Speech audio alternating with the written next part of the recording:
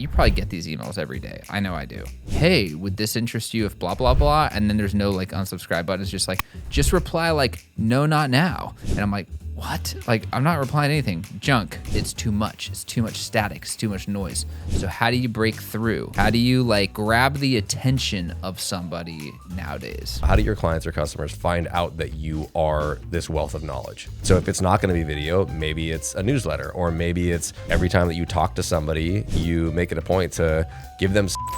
I can crush a few martinis. I could have 5 cocktails, no problem. There's something like a little mystery man in wine. It knocks in your brain in the middle of the night. It's like, wake up, like you're sweating for no reason. Like, wake up, your mind's racing for no reason.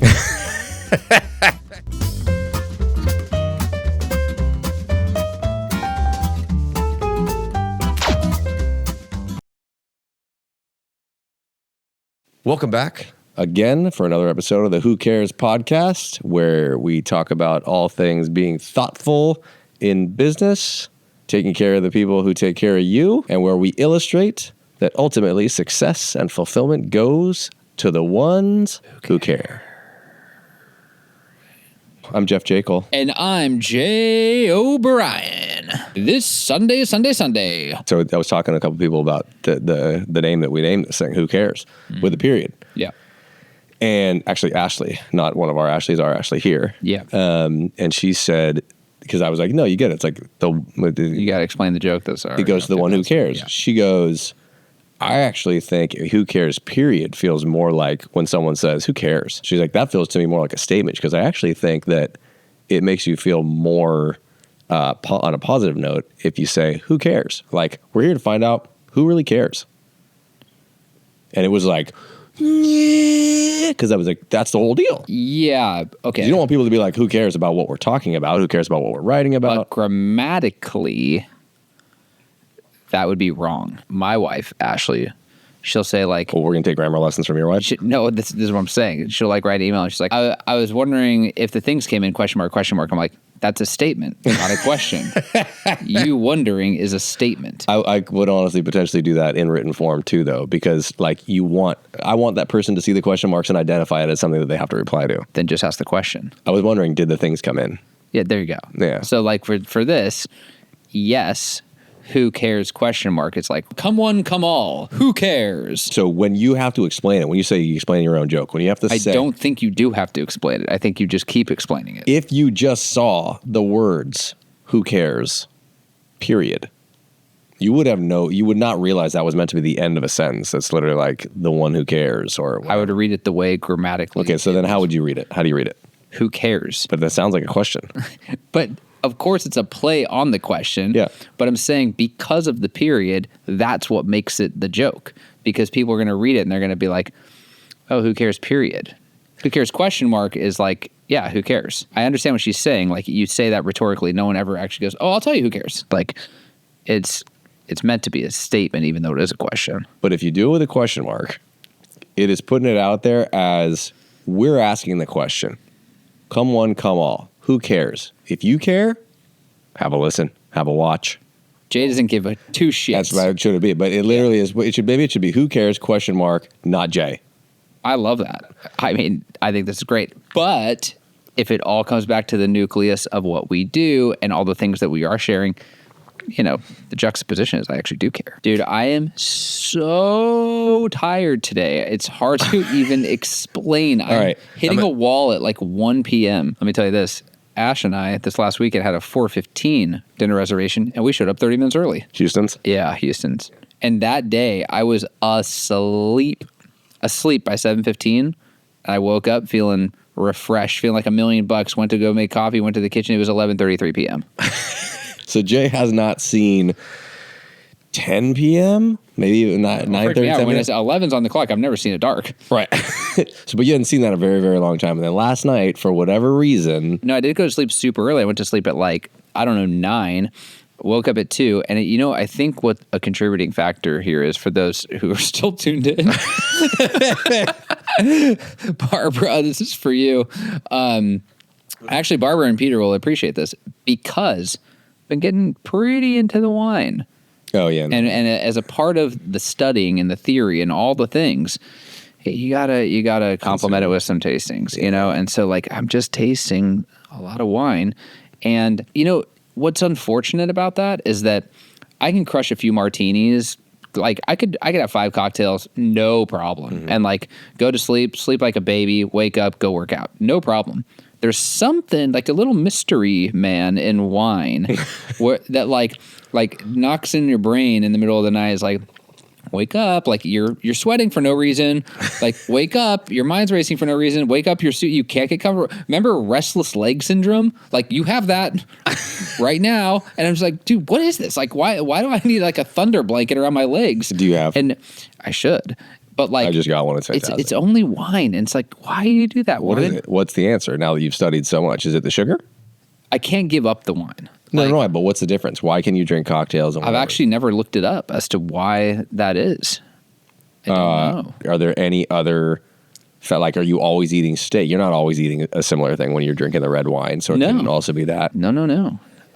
Wine is like that's the common denominator. And tonight, I mean, I'm gonna have wine, and it's like I don't want to. What do you mean you don't want to? I'm just going to. So I want to talk about this. You know, there's a lot of static, a lot of noise out there. I mean, we talked briefly on the TikToks, the social medias. For a minute, we thought that noise was going to get lessened by at least like what, a third? Yeah, and then it stayed. It's really, really lessened when you just don't do any of it. Yep. But a lot of static, a lot of noise, a lot in the business realm, sales in general. So like, you probably get these emails every day. I know I do. Lots and lots of plain text emails of like, hey, would this interest you if blah, blah, blah? And then there's no like unsubscribe button. It's just like, just reply like, no, not now. And I'm like, what? Like, I'm not replying to anything. Junk, you know, like there's people, and I'm sure a lot of those people could deliver incredible value to the business. Who knows? But the point is, it's too much. It's too much static. It's too much noise. So how do you break through? How do you like grab the attention of somebody nowadays? I'm curious. So first I want to address that question. Yes, I do get a ton of those. And I have gotten brutal in the last few weeks. 2025, the year of no distractions. You're helping me with this. You're overdue on a few things that have been owed to me for 10 days. That's not true. Yeah. Oh, it's definitely true. Should I bring it up for the camera right now? That was the point. Okay, so yeah, when there's no unsubscribe, I've started a new thing because I used to put it in junk for whatever reason. Sometimes those keep coming. Block sender. I've done it 25 times already this month, just straight up block sender. So this will end Ruthless. up absolutely ruthless. The obvious answer is taking different channels that are unexpected. So like it's very right now there's so much noise on digital, which it comes from a million different places. It's not just like emails that are getting sent to you from those folks. It's even stuff that you actually do want. Right? Like I was on a Zoom earlier today with people internally in the company and trying to share a bunch of stuff and show them some things. And I'm like, wait, where did we do that? Do we do that in Asana? Did we do that in Slack? Do we do that? Where was that communication? I've got like 5 or 6, 7, maybe more channels that I do want the information from. Right? It's just, I'm inundated with it and it's across a million different channels. It's actually asking us to like focus switch or context switch throughout a day. So it's coming from me from a million different places. And then even people that are trying to stay wildly organized, you know, you make fun of all the time, like continual attempts to like improve productivity with whatever tools there are. But even that's a bunch of different channels, right? Like where am I taking my notes? Is there physical form? Is there digital form? Is there whatever? So it's just saying there's a lot of shit that we've got going on in 2025. So the ways that we believe anyway to break through the noise are trying to be counterintuitive or countercyclical to what folks are constantly doing so that just even the channel that something is delivered on, whether it's physical, whether it's visual, whatever it is stands out by itself regardless of whatever that communication is. I think I'm going to start calling your attempts at all these different things tin cupping, in reference to all the gadgets and gizmos to get better at golf. Yeah, no, that's you in the productivity world. That's fair. However, there's a new app that's going to keep me organized. That's fair. However, what I don't know that you realize or appreciate is most people. You're like a wild exception to the rule. Do you know that like, and I'll show them to you. There are, I would bet. No, you won't care. No, now I care. Oh, there are hundreds, if not thousands, of like YouTube content channels that are solely devoted to that type of productivity and helping people optimize productivity. There's probably hundreds that are solely devoted to like one of those things. Journaling, bullet journals. I bet you there's 500 bullet journal YouTube channels alone to help you stay organized with your thoughts, with your task list. You're like a freak of, that's no joke. Wow. You're like a freak of nature that just like, maybe we'll talk about that in an episode.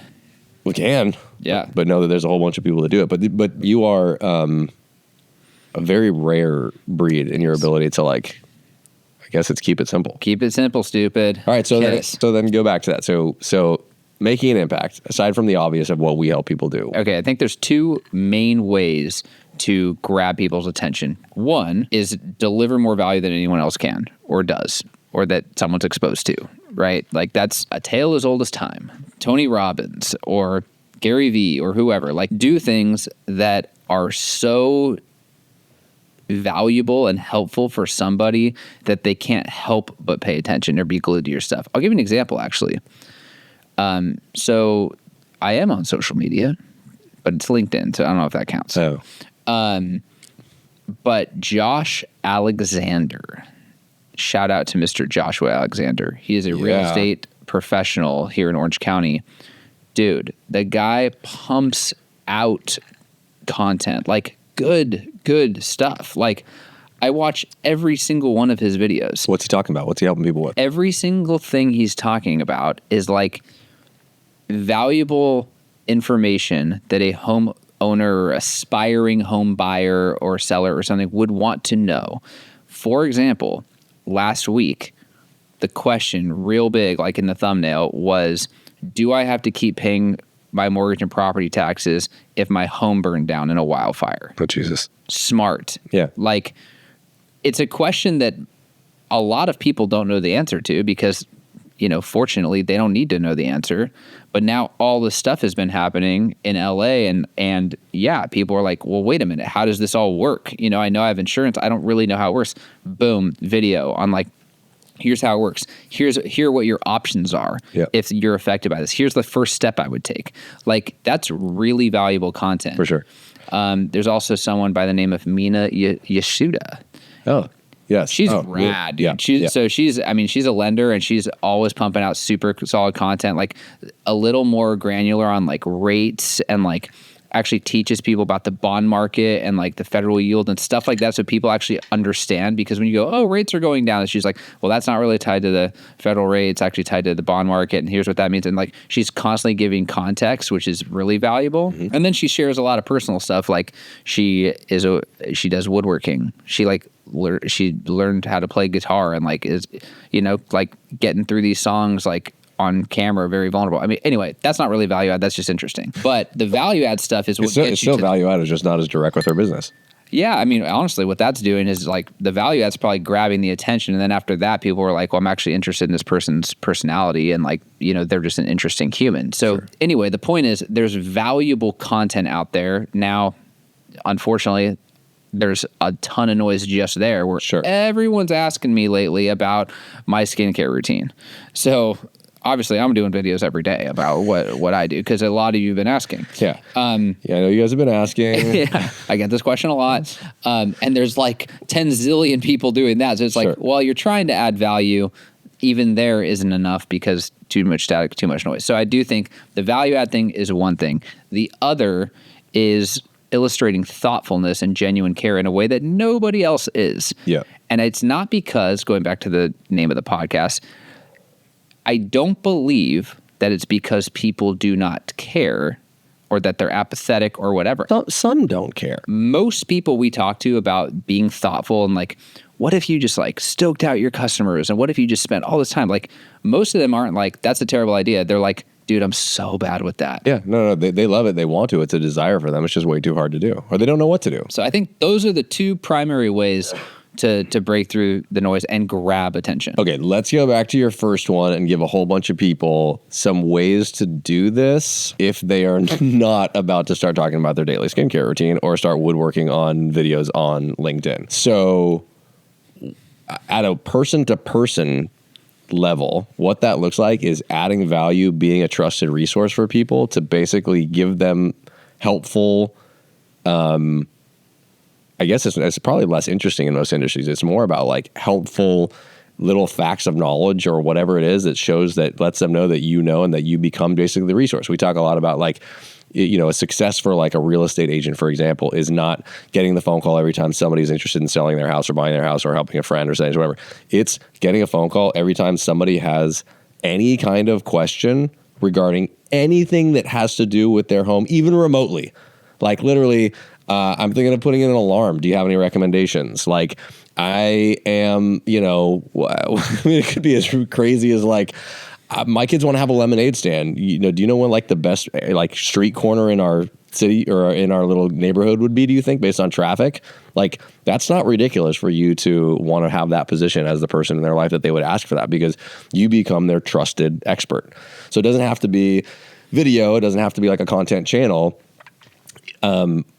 But maybe that's like takes the form. So because you got to think it through, like how does that person find out? How do your clients or customers find out that you are this wealth of knowledge, right? So if it's not going to be video, maybe it's a newsletter, or maybe it's every time that you talk to somebody, you make it a point to give them some sort of bit of information that would be helpful to them. We've talked about what would it look like if you started to become an expert about your community in nothing that has to do with real estate even. Basically, like a new restaurant opens that's in an area where you have a bunch of clients, you think it's amazing, service is great, you shoot everybody an email saying, hey guys, hope you're doing well.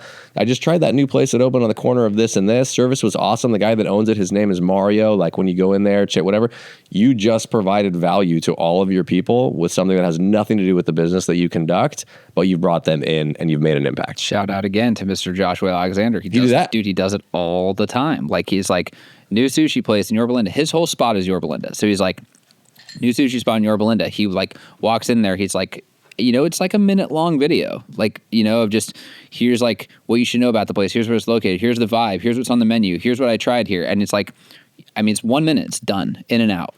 So like, it's brilliant because it really is really good. Also, he's just got a good energy about himself. I was saying this to someone who works here today, like just a great energy where he's fun to watch. He's not boring. He's like, it's interesting just because of the charisma that's coming through. Yeah. But speaking of value add, there's this other guy on LinkedIn. I wish I remembered his name right now, but he does commercial real estate in Vegas. And his whole thing is like a minute long video where he's walking through some shopping center or some commercial industrial property, whatever. And as if he is seeing it for the first time, maybe he is, but he's like inspecting it. So he's like, so first thing you want to pay attention to here is the roof line. You can tell right here that it's exactly like this age or whatever. And the reason why that's important is this and this. So he's role playing a client. He's talking to someone like, like the person behind the camera basically.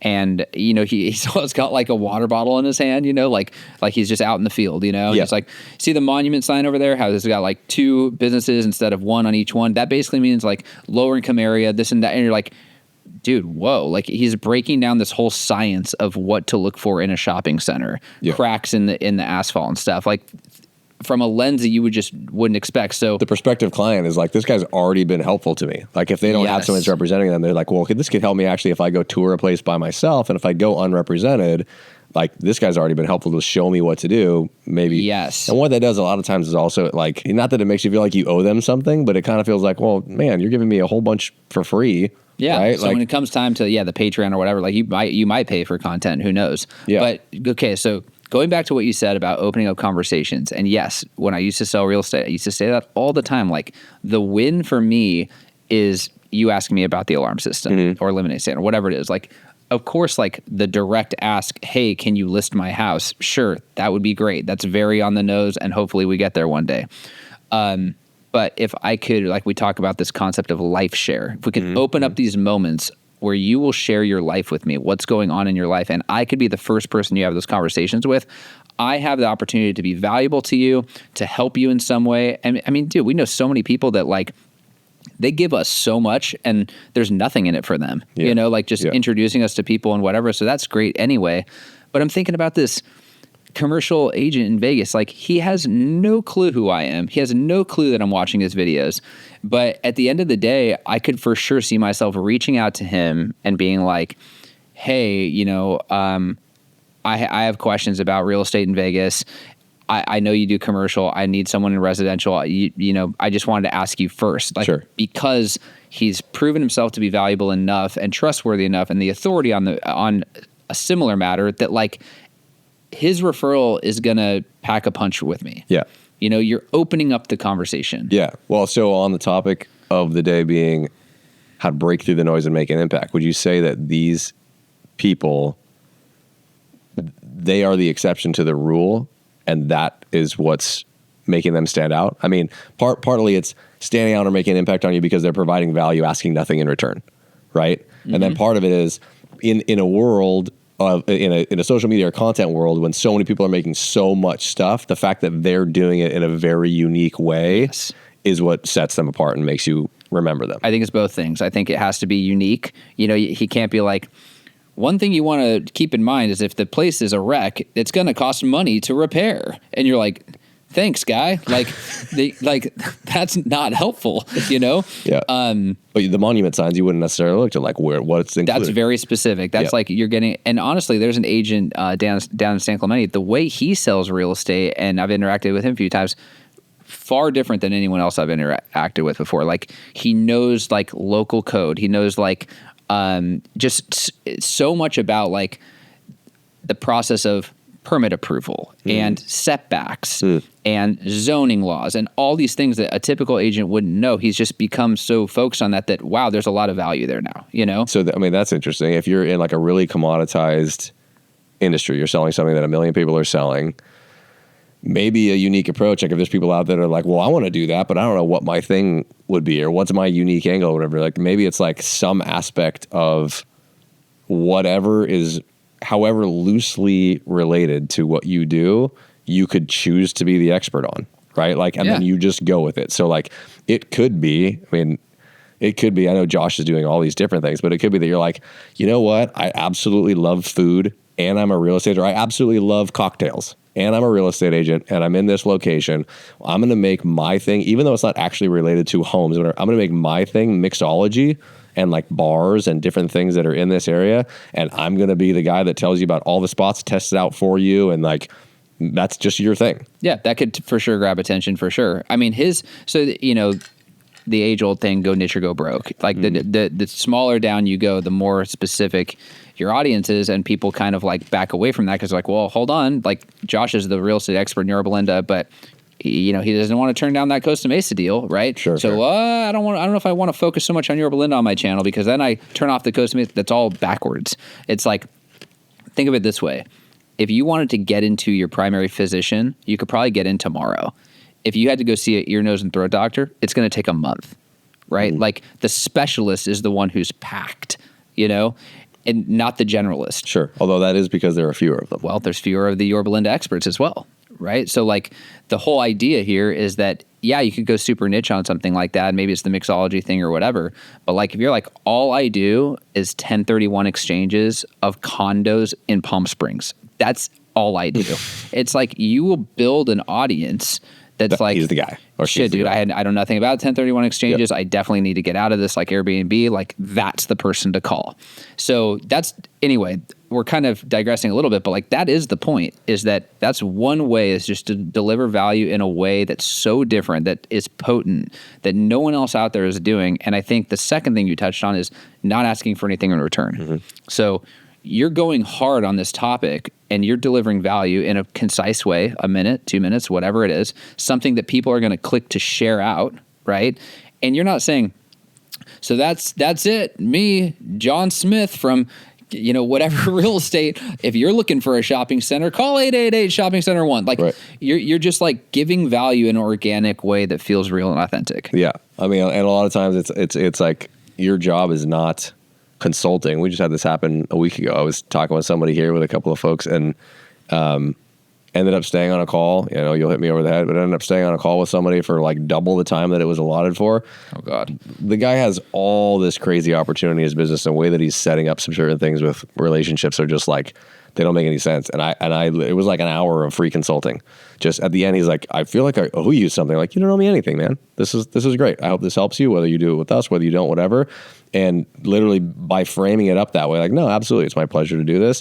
But if somebody sees the value in what you're giving, that it's way bigger, especially if you did it for free, like that will pay dividends. Or asking Don't be so short-sighted, for sure. Like, just freaking help people. What goes around comes around. It's a long which game. actually goes into the thoughtfulness thing. Go crazy being thoughtful. You don't have to measure everything. Like, oh yeah, I was thoughtful to 100 people and I only heard back from 20 people. You're like, dude, what are you doing? Like, not about that. So what are some ways to show thoughtfulness on an everyday basis with these people? Who are these people? I mean, I guess it doesn't have to be strictly we just gave 2 examples of people in real estate, commercial and residential real estate, but it could be in any world. I think of it more like in more opportunities in soloprenneurship, just because they're more directly talking with clients, but it works at enterprise as well, where you're actually your counterpart of whatever company you're doing business with or for, or agency or whatever, showing appreciation, showing thoughtfulness in ways that are separate from things that we do that are surprise and delight and whatnot. Yeah, well, okay, so the surprise and delight stuff, like, one of the reasons that works so well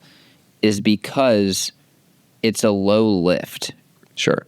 If you use a service or something. Yeah. Like, okay. So you can unilaterally send out something that illustrates amazing thoughtfulness. It's real. There's a reason for it.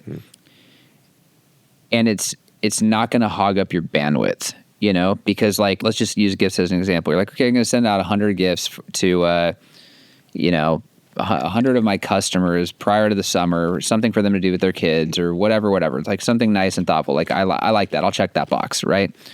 Well, someone could be like, well, it'd be way more thoughtful if you just called everybody and, like, asked them what their plans were this summer and, like, engage with them in that way, which maybe not. I mean, if you called me and asked me what my plans were, I probably wouldn't pick up the phone. Yeah, pick up the phone for me. The point is, the latter is very unrealistic. Like, you're not going to carve out the time to do that. And so what's going to happen is you just won't do anything. Well, so okay, let's be fair. For some people, it's probably realistic. Some people have 3 clients, 5 clients, 7 clients, and you can actually pick up the phone and do all those things. So I think, sure. I think the way that this should get approached by every business person is everybody has a sliding scale on what they value, and within their own non-renewable or sometimes renewable resources. So you got time, you got money, you got energy. Like, everybody has a place of different value on each one. We could probably do a dozen episodes just on this alone.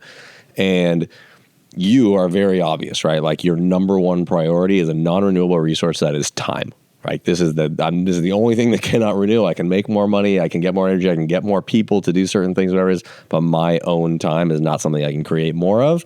So long as I have the means to do it, I would rather give up some money to make something be the way that I want it to be, or to treat people the way I want it to treat them, than give my time. For some people out there, it might be like, you know what?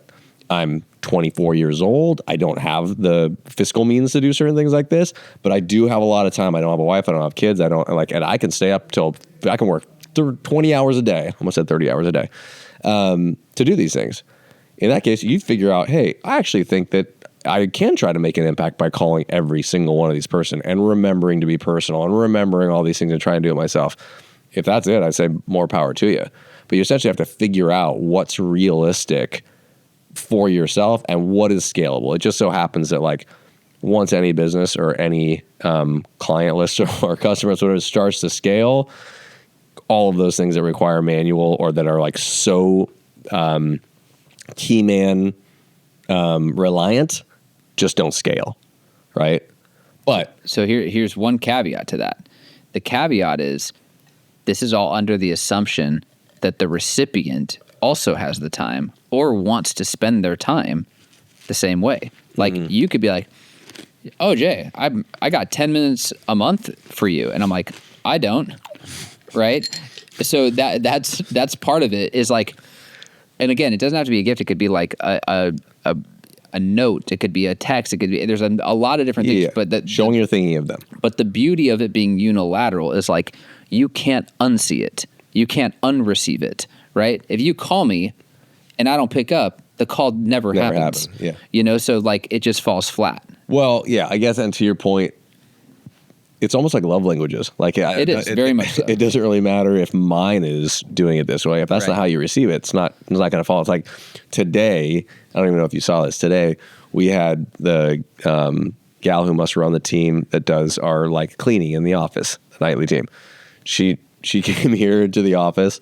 She walked in, hello, and whoever is, her normal person that she talks to is not here today, right? So I heard her and I walked out there. I'm like, hi, can I help you? She's like, oh yeah, we do the nightly, the service, and I just wanted to check in and walk around and see how things are going, whatever. And I'm like, I'm sorry? Like, I'm literally like, I jumped off of a call because someone was in the hallway yelling like, hey, whatever. And she's like, I'd like to walk through the office with you and talk to you about like things that we're doing. I'm like, right now, unannounced, right? This is like, and to her, she's probably like, I really go and I see my customers every month. I drop in unannounced and I'm like, and for her that works and she thinks she's being thoughtful. I'm like, dude, this was so inconvenient. You pulled me off of a call. Totally. I will never spend 15 minutes walking around the office with you. What are we doing here? What are we doing? Yeah, it's like people talking about like pop buys and all this and this kind of stuff. It might work for you, it might work, but like, I'm not going to receive that well. So you are right. I mean, I don't really think about as much when someone makes that decision. If they have limited resources, right, it's going to be like the straight up energy that they're going to put time and energy that they have to put into it. It sort of is what it is, and just be knowledgeable that it doesn't scale and be ready with processes to try to up your game with something that's so similarly, like, okay, I would say, I mean, the phone call thing, I'm not like trying to shit on that. Like that's very nice, I would say that just in this day and age, because there's so much static and noise, like it's so important to be mindful of someone's time. So like, why are you calling? If you're calling just to check in, it's almost, I mean, this is maybe a wrong way to think of it, but like, to me, it's like rude. It's like, do what? Like, what do you mean you're checking in? Like, on what? What is the purpose of this phone call, right? So like, for me... You're not saying calling is rude. You're saying calling just to check in is rude. Yeah. I mean, like, it's just kind of like you're grabbing my time for no reason, right? Like, you say it to me all the time. What'd you call me for? Yeah, I mean, Ash hates when I say that to her. Sure. But what you could do, like what I would be more receptive to, and there's a guy, another shout out, David Glansrock, this title rep in Orange County. Are you about to say dress up like the characters from Home Alone and send me a holiday card? I mean, he does that too. They're so good. He's got the best holiday cards in the world. No, what he would do is he would take a video on his phone and just text it. Yeah. And it wasn't a mass thing. He'd literally be like, hey, Jay, you're probably slammed, whatever. He's using my name, and he's like, just wanted to wish you a happy Thanksgiving coming up. Like, anything you need, let us know. Like, we just want to thank you so much for your business and for always being so rad to us and this and that, whatever. And I'm like, that's awesome. Yeah. And maybe I don't even respond to it. Maybe I do. Maybe I heart it. Maybe I like it. Maybe nothing happens. Maybe I call him. Who knows? But, like, it has impacted me. I can't unsee that, Yeah. I mean, this would get meta, but... let's do it. But tell me if this resonates with you. Apple, and probably Android, I don't know, it's such an accepted norm of society today that people want the easiest, most minimally invasive way to acknowledge something, that they literally have spent a whole bunch of development just with the like and the heart and the this and whatever, because it takes a millisecond. I can show you that I read it, or read receipts. I'm like one of the only people in the world that just leaves read receipts on for everybody. Yeah. But that is to essentially, like, that's an analogy for this whole thing. You want to say whatever you want to say to a person and whatever. So he's going to do a video, whatever. You don't know whether they're a phone person. You don't know whether they're a texting person. You don't know whether they're super busy or they allot a ton of time to whatever this is. Give them something that, like, they can acknowledge it, they cannot acknowledge it, but the easiest possible thing in the entire world to accept whatever the hell you're trying to give them, the better. And every single one of those acknowledgments means something different. Like, if someone thumbs up the thing, that thumb might be a middle finger. That's what it feels like. You take it that way? Oh, dude, I use those. I honestly, here's how I do it. If this was an Uber ride, and the heart 5 stars, the thumb 4 stars. That's so, just so you know. Wow. See, so here's how I use it. Like, almost everything's a heart. Almost everything. Because have you noticed that Apple has the pink heart on the left? That's the default. Or is it different for everybody? I just hearted. I don't look at the color. Okay. I have no idea. Okay. But Jay probably hasn't updated his operating system on his phone for like 2 years, so you probably don't even have colored hearts. Okay, so everyone gets a heart, whatever. Yep. The only time the thumb, the like would come into play is more of like a transactional like acknowledgement. You know, it would be like, Got it. That's what it means. It got it. Like, Yeah. okay, what time would I be there? It starts at 7. Like, I don't need to heart that. I have no feelings about that. That's just Basically, an acknowledgement. You're sending, it is, I read this. Correct. Yeah, that's what it is. Good to know. I'm going to go back in our text exchange and see all the shit that I thought you were like thinking was cool, but really it was just like, got it. But we have read receipts on for each other, so you don't need to do that for me. Never give me a thumbs up if that's what it means. Yeah, that's fair. Do you have read receipts on? Yes. I think so. I hope so. Okay, so I mean, I think we covered a lot of ground. Grabbing attention, like in summary, Yeah. delivering more value than your competition in a way that is unique and concise. Yeah, and I think and consider all of the different elements of how you are responding or reaching out to people to even make the channel or the way that you do it unique if you can. And then secondly, piercing through the noise with something thoughtful, because that in itself is unique, because most people don't have the time, resources, means, whatever it is to do it. 100%. This was a cool conversation. I want to open something up because we've had a few people that have asked us questions or have gone through socials and asked us the socials. I mean, I guess I wake up, I put this stuff on my face. No. We actually have. About certain things that how it relates to their business. I mean, we have a lot of different types of businesses that we have helped over the last 7 years and in doing this, and they have similar veins, right? Like they might be, a certain strain of business, whatever.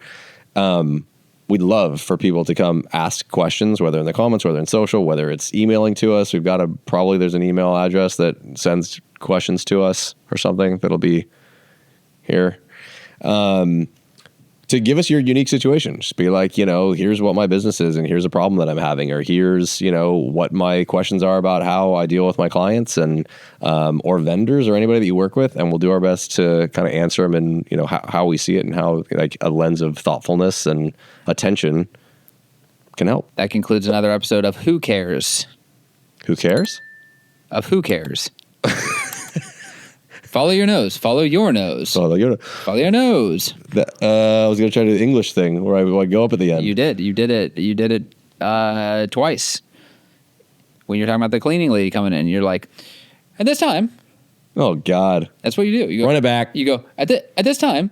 At this time. Oh, yeah. Unannounced. Yeah. Unannounced. I go, what happened? You just like emerged from London? Just come down from London town.